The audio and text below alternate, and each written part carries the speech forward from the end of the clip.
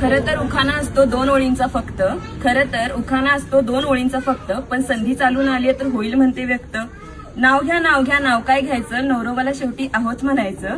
निळ्या निळ्या आकाशात चमचमणारे तारे, नाव घेते राजश्री लक्ष द्या सारे.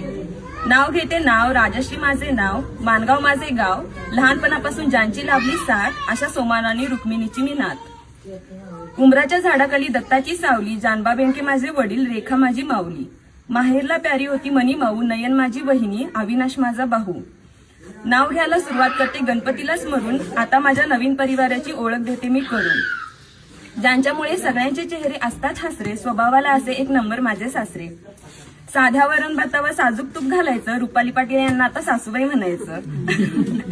छोटी छोटी म्हणत घरभर फिरणारी सुकन्या आता नंदुबाईचा तोरा गाजवणार. पाटलांच्या परंपरा जपण्याचा मी संपूर्ण प्रयत्न करणार. माझ्या तिन्ही सासवा जणू काही आहेत माझ्या आई, जसे आपल्याला श्री स्वामी समर्थ आणि साई. बहिणी समान आहेत माझ्या तिन्ही नंदुबाई, नाव त्यांचे आरती वर्षा आणि सुकन्या ताई. गावात होती नदी, नदीला होता तीर, दीपकदादांनी रोशनदादा माझे दीर. श्रेया साधू माझे लेख, त्यांना आवडतो खाऊ, संजीवनी आणि प्रियांका माझ्या मन मिळावू जाऊ. अशा माझ्या संसाराची गोष्ट मी देवाला सांगते आणि माझ्या संपूर्ण कुटुंबासाठी मी दीर्घायुष्य मागते.